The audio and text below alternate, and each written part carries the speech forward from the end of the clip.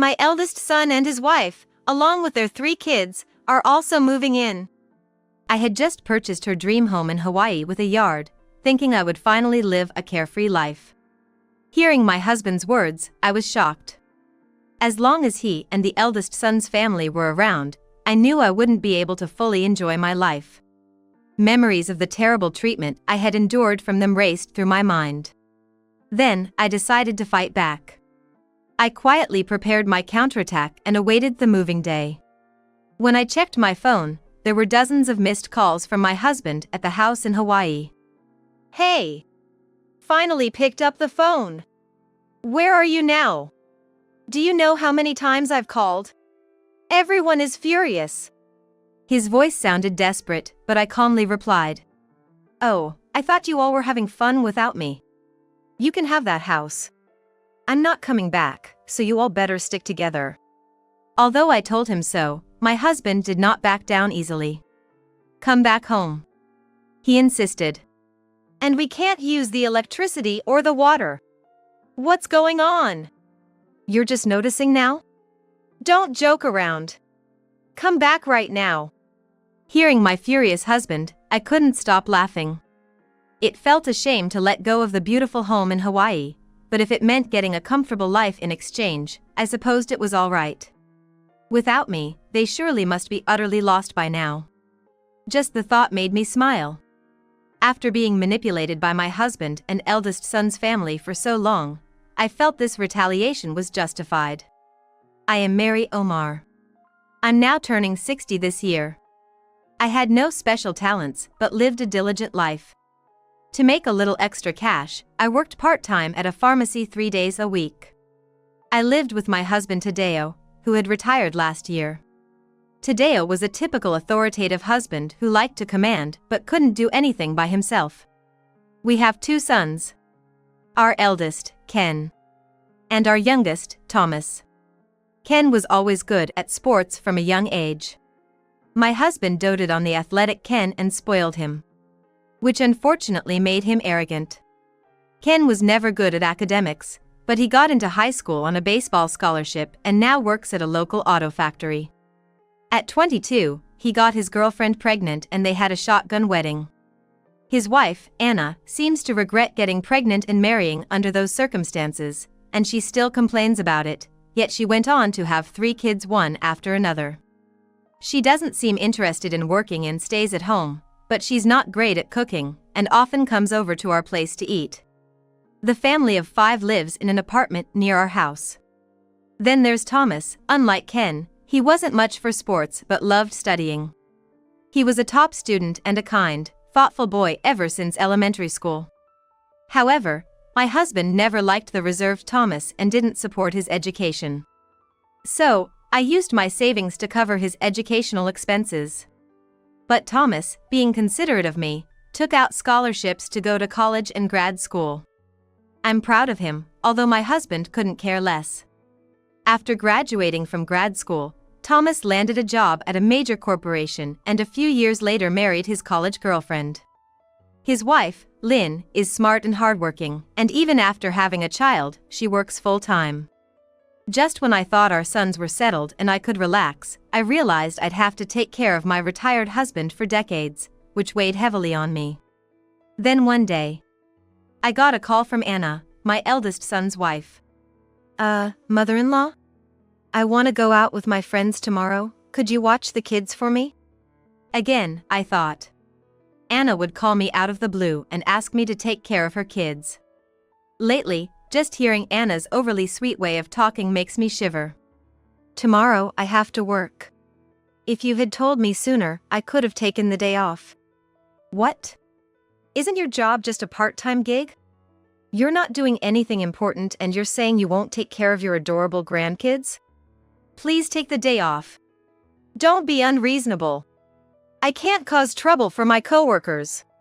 Well, I can't inconvenience my friends either, so I'll be dropping the kids off at 9 tomorrow. With that, she hung up. I sighed deeply. There was no stopping Anna now. Sure enough, she would probably dump her 3 kids on me tomorrow. The oldest boy in preschool, the middle girl also in preschool, and the youngest girl born just last year. Taking care of 3 grandkids is tough. I talked to my husband about it. Honey, Anna wants us to take care of the kids tomorrow. I have to work, so could you look after them? What are you talking about? It's a woman's job to take care of kids. Just take the day off. Though he dotes on our eldest son's grandkids, he can't handle them alone. He leaves the hard parts like changing diapers and preparing meals to me, while he just watches TV with them or spoils them with snacks. When the kids misbehave, disciplining them is my role, so they dislike me and are fond of him because he spoils them. Anna and Ken are indifferent to discipline and education, so the kids do whatever they want. Honestly, I dread taking care of grandkids who don't mind their manners. But if they grow up this way, it'll be too late to change anything, so I have to be the disliked one. Feeling gloomy, I called in to work to notify them of my absence and apologize. One day, I received a call from Lynn, my youngest son's wife. While I often got calls from Anna, Lynn usually contacted me by email unless it was something urgent. Surprised, I answered the phone. Hello, mother-in-law. Is now a good time to talk? Yes, it's fine. What's up? Next month is your 60th birthday, so we'd like to celebrate your milestone. Would it be alright if Thomas, our daughter, and I come over on the weekend close to your birthday? I thought no one remembered my birthday. When Lynn suggested celebrating it, I couldn't help but smile. Well, you remembered? That's so sweet. Of course, it's okay. Feel free to stay over. Thank you. I'm glad you said that. I'll contact you again as it gets closer. Oh, and we want you to enjoy the day, so we'll take care of the meals and everything. Just relax for once. Normally, no one seems to care much about me, so Lynn's thoughtfulness was truly touching. Since Thomas's family lives out of state, they often stay over when they visit. Hosting usually involves some effort, but Lynn always brings extravagant gifts and even cleans the bedrooms and bathrooms despite my telling her not to, so it's no burden at all. Their only daughter, Emma, is well behaved and a real sweetheart. I always look forward to seeing her. Looking forward to Thomas's family visits keeps me motivated through the daily grind and helps me cope with Anna's whims and my husband's unfairness. Then on the promised Saturday evening, I dressed up a bit and was waiting happily when the doorbell rang a bit earlier than expected. Peeking through the intercom screen, I saw Ken's family there. Startled, I asked my husband, "Why are Ken and his family here? Today was supposed to be Thomas's visit." "Well, I heard Thomas was coming for your 60th celebration, so I invited Ken too. More the merrier, right?"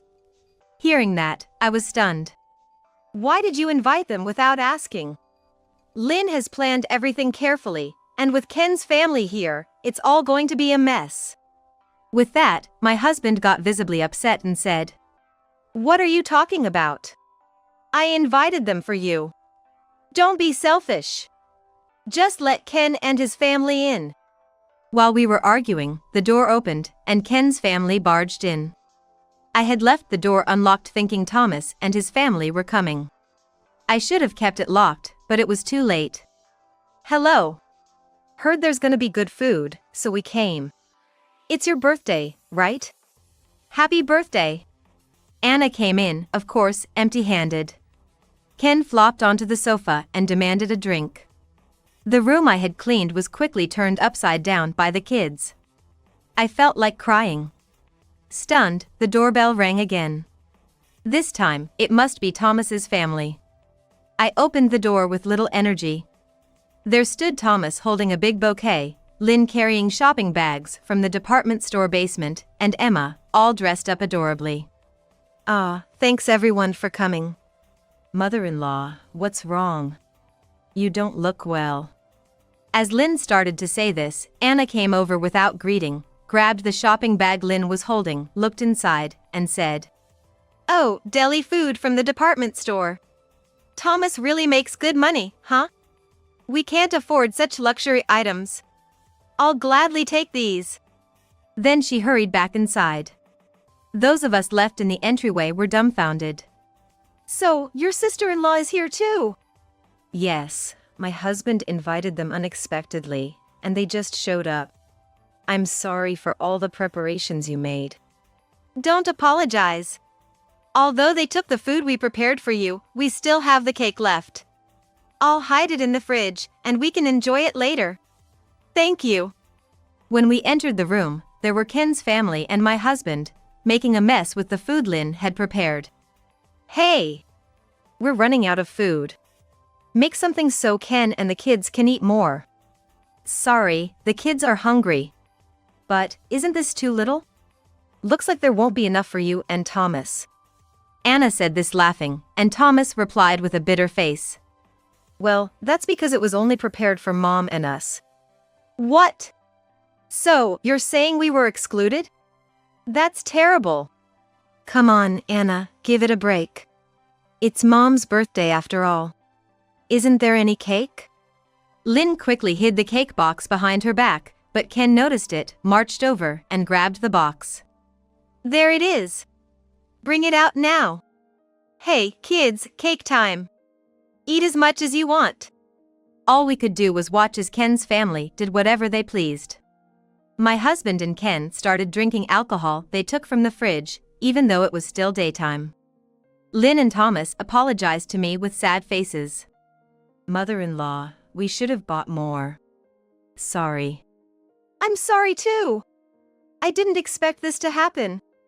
No, neither Mom nor Lynn are at fault. How about we go out to eat? While we were talking, my husband shouted at me. Hey, come over here. Everyone gathered for you today. What are you doing if the guest of honor is missing? Mother-in-law, please relax here. We'll use the kitchen to whip up something simple. No, it's okay. I need to go back, so you guys go out and enjoy a nice meal. I didn't want to serve Thomas and his family, who had come all the way from out of state, just a simple meal. We're fine, really. We came to celebrate your birthday today. That's right. We'll just grab whatever's in the fridge, so don't worry about us, Mom. That won't do. Go out and have a nice meal. There's nothing much in the fridge anyway. I'm really sorry. Then Emma, trying to cheer me up, said, Grandma, then how about this? We'll buy some delicious bread and eat it together tomorrow morning. With that, Thomas's family stepped out for a bit. As I returned to the living room, grateful to them, I found it in a terrible state. My husband and Ken were busy drinking. Anna was lounging around looking at her phone while munching on snacks from our house. And the kids were hyper-focused on video games, bouncing on the sofa. The table had only a few leftovers and a messed-up cake. Why has it come to this? I was so saddened that my eagerly anticipated 60th birthday celebration was ruined. But tonight, Thomas's family would be staying over. Tomorrow morning, I would have a joyful breakfast with Emma. Just as I was cheering up, Anna said something unbelievable. We're staying over tonight, so make room for us. What? No, Thomas and his family are staying over tonight. What? If Thomas's family can stay, why can't we?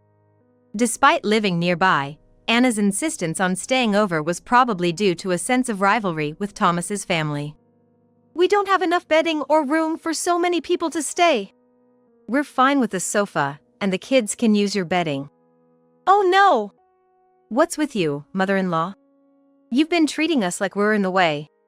Is this discrimination? Normally, I would reluctantly give in to Anna's whims, but this time I didn't want to acquiesce. I wanted to have a nice time with Thomas's family. Although I had been arguing back at Anna, finally my husband shouted at me. Enough! It's great our 3 adorable grandkids are staying over, isn't it? Looks like Thomas and his family have already left, so tonight we're having Ken and his family stay. Once it had come to this, it was hopeless. My husband and Anna teamed up, and wouldn't listen to anything I said. Feeling it was unfair to involve Thomas's family further, I called Lynn to explain the situation and asked them to go back home for today. Ken's family stayed on, causing a ruckus at the house, and ate up all the breakfast the next morning before leaving. What was my 60th birthday celebration supposed to be? Seeing the bouquet that Thomas's family had left brought tears to my eyes. I decided to minimize my involvement with Ken's family as much as possible from then on. I started avoiding Ken's family more than ever. I stopped picking up calls from Anna, but that didn't stop her from showing up unannounced at our house.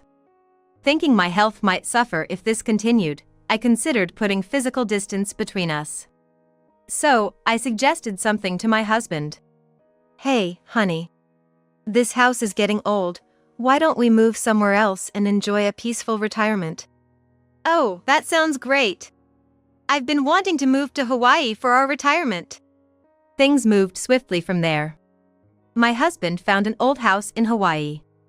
It was quite aged but had a yard and was close to the beach. It might be a good property to live in after some renovations.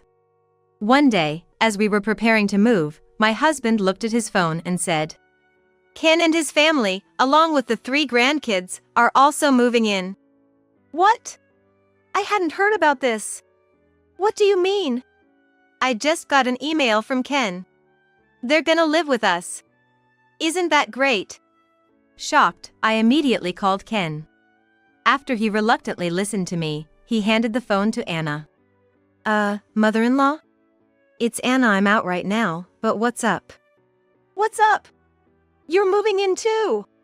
Contrasting my frantic voice, Anna responded in a laid-back tone. That thing.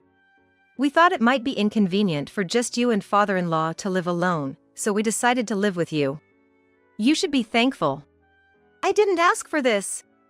"Actually, I've always dreamed of moving to Hawaii too. Ken is excited and says he's quitting his job, so we'll be coming with you. If you refuse, we won't help with caregiving." I was speechless. I realized that Ken's family would follow us anywhere and disrupt my comfortable life. All their past mistreatment flashed through my mind. At that moment, I decided it was time to fight back. Until the day we moved to Hawaii, I kept up my usual smile. However, behind the scenes, I was arranging to rent a new apartment near Thomas's family for myself. When I told Thomas's family about the situation in Hawaii, Lynn made a proposal. "We've been thinking, why don't you live with us?" It was a generous offer, but I declined. "It's nice of you to say that, but I can't leave my husband behind." "Really? Haven't you considered divorce?" "I might think about divorce eventually, but I can't burden you with that right now." I felt it was unfair to drag Thomas's family into a divorce mess. "We want to repay you, mother-in-law. Thomas told us how much you've sacrificed for your family since he was a child. I really respect you." "Thank you for saying that." "Why don't you at least live near our home? I'll look for a good property." Lynn's kindness touched my heart. "Thank you, Lynn. Is that okay?" "Yes. Thomas and Emma would be thrilled. It's still a while off, but when you're ready to leave your husband, we'll take care of you." I truly felt blessed to have such wonderful children and in-laws. Thus, I made arrangements to have my belongings sent separately to the apartment Lynn had found for me. Now, everything was set for my counterattack. Imagining the shocked faces of my husband and Ken's family brought a smile to my face. On the day we moved to Hawaii, as soon as we landed at Naha Airport, we headed to the old house we had bought. My husband and Ken's family were excited, not knowing what kind of house awaited them. "Our life in Hawaii is starting. Seriously looking forward to it. Dad, until I find a job, you'll have to support me with the savings." "Well, I'll inherit everything later anyway, so it's all good, right?" "Yes, of course, that's the plan. Take your time finding a job. If you want anything, just ask Mom. You can live it up for a while." Considering the revenge that was about to begin, such conversations didn't bother me. After a few minutes, we arrived at the house. It was much more rundown than the photos suggested, looking like it could fall apart in a storm. The yard was overgrown with weeds. The roof was peeling in places, likely to leak if not fixed. "What is this? It's different from the photos.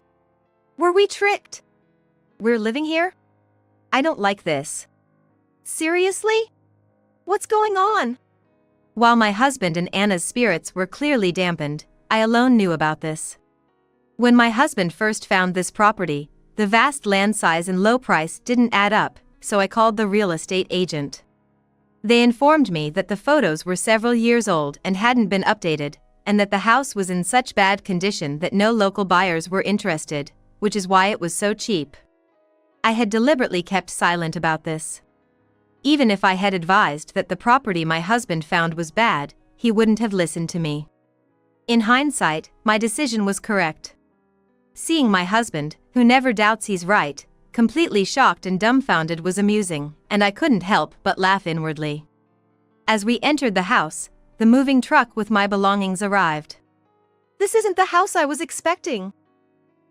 Well, let's just remodel it to make it comfortable. It might be fun, if you think about it. My husband seemed to be trying to convince himself. I guess so. I'm too tired today, let's unpack tomorrow. Mom, get lunch ready. Anna, who had been complaining, perked up at Ken's mention of lunch. I want to eat Hawaiian food. Like Loco Moco. That sounds great. And pick up some beers too. Saying this, my husband and Ken's family relaxed comfortably. The grandkids were ecstatic, exploring the new house. Pretending to go shopping, I grabbed a taxi nearby and headed back to the airport. I had some time before my pre-booked flight, so I enjoyed shopping at the airport and bought lots of souvenirs for Thomas's family.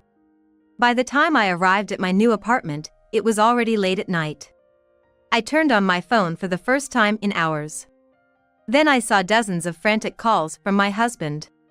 Thinking about it, I remembered that I had all the bank books, credit cards, and cash with me, so they must be struggling without any money by now. Not to mention, I hadn't set up any utilities like electricity, gas, or water. My husband and Ken's family probably assumed I had taken care of these contracts beforehand and hadn't worried about it. As I was sighing and debating whether to call back, my phone rang. It was my husband. Hey! Finally picked up the phone. Where are you now? Do you know how many times I've called? Everyone is furious and waiting. I could hear his desperate voice, but I calmly replied. Oh, I thought you all were having fun without me. You can keep that house. I'm not coming back, so you all better stick together. What are you talking about? What about our food? We haven't eaten anything since lunch. Even now, you care more about your food than my well-being? Huh. Of course. His words made my decision firm. I'm definitely going to divorce him. I still have things to handle, so for now, I need to be patient. Also, we can't use the electricity or water. What's going on? Only notice now, huh? Don't joke with me. Come back right now. Hearing my furious husband's voice made me burst into laughter. No, I will never return. What? You think this is acceptable? I'm not looking for your approval. A helpless husband always boasting, Anna who is all talk and no action, Ken who avoids responsibility, and their undisciplined children. How they will manage to live in that rundown house is beyond me. I'm tired of being manipulated by you and Ken's family. I'm going to live my life from now on. You take good care of your beloved eldest son and grandchildren.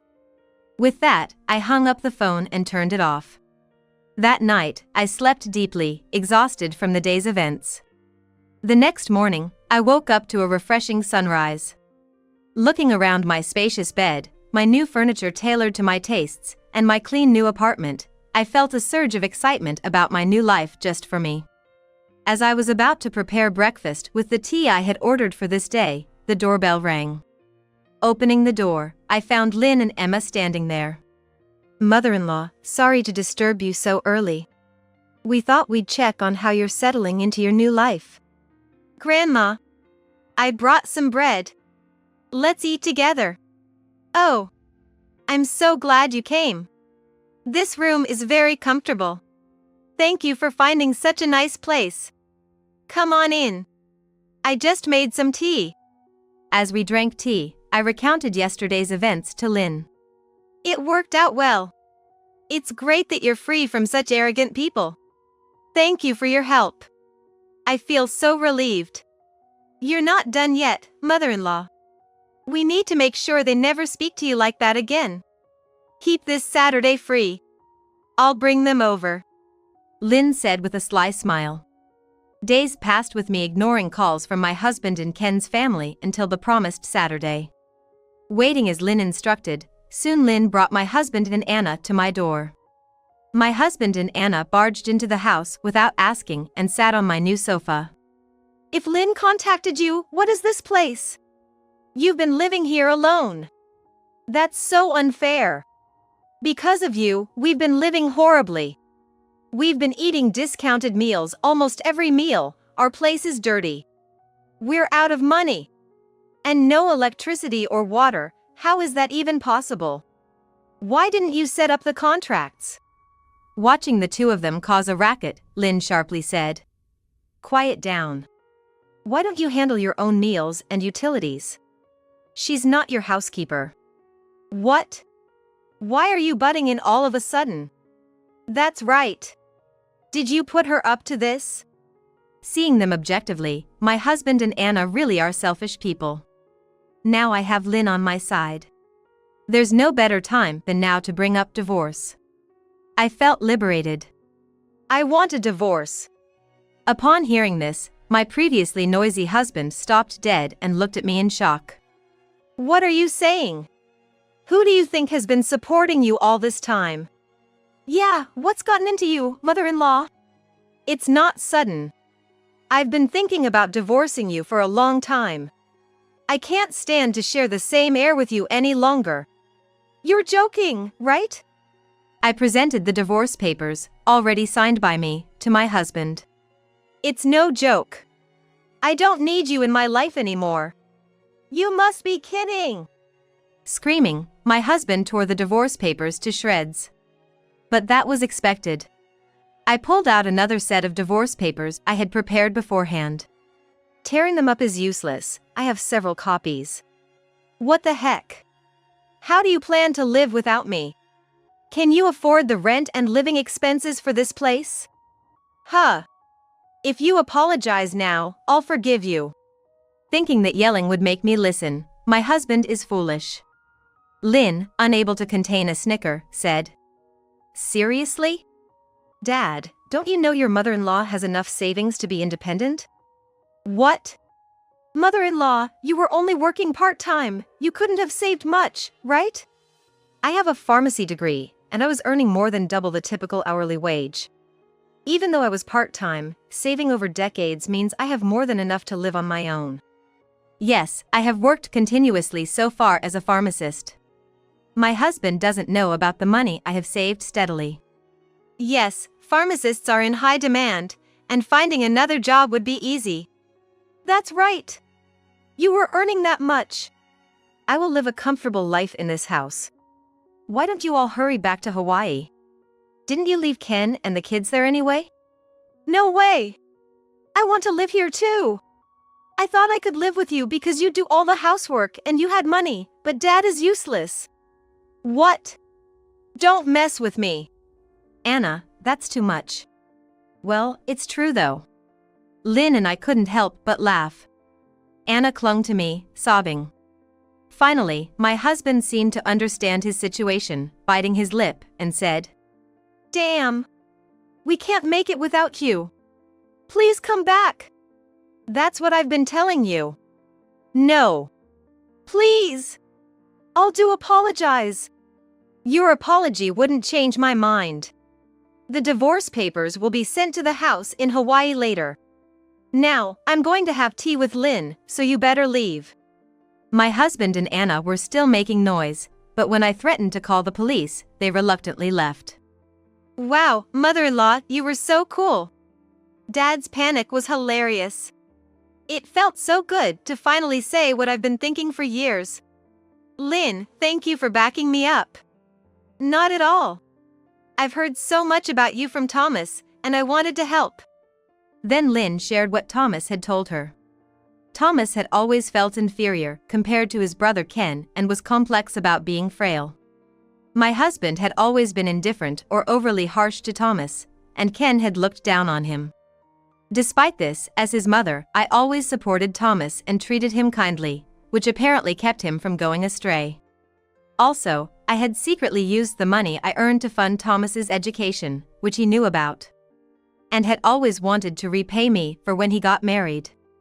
Lynn herself, having seen how hardworking and devoted I was, always felt oppressed and wanted to save me. This was the perfect opportunity to help, she said. So that was it. I owe you both so much. Don't mention it. It was your past actions that made us want to help. We really wished you could have lived with us.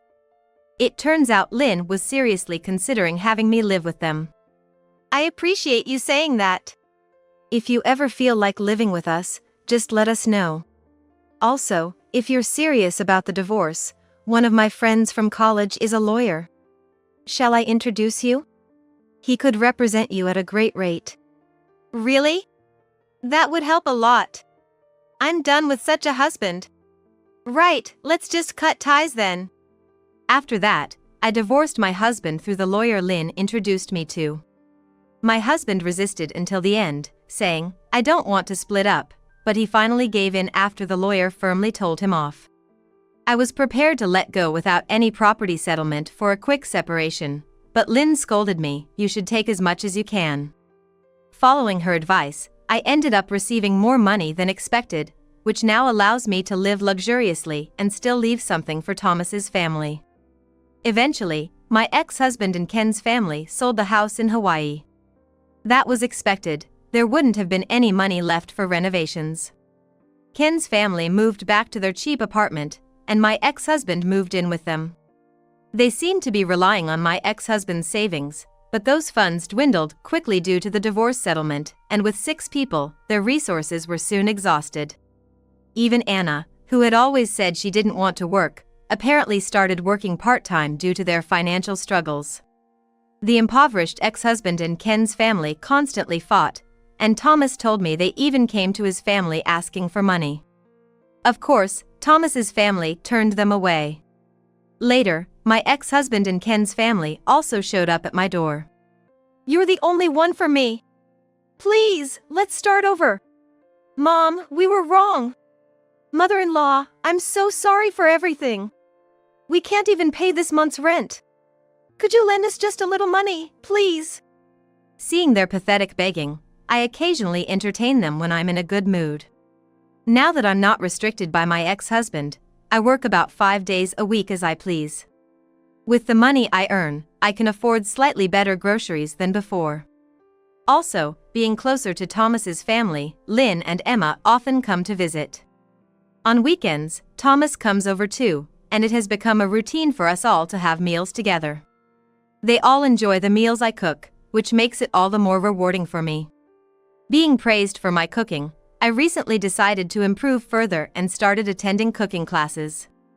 In class, I've made friends for the first time in decades, and we enjoy going out for lunch and chatting on weekends. When I'm baking cookies with Emma or enjoying my reading hobby, I feel a serene happiness I never knew before. I've gained a deep connection with Thomas's family and a new life by letting go of my husband and Ken's family. I'm truly glad I took decisive action.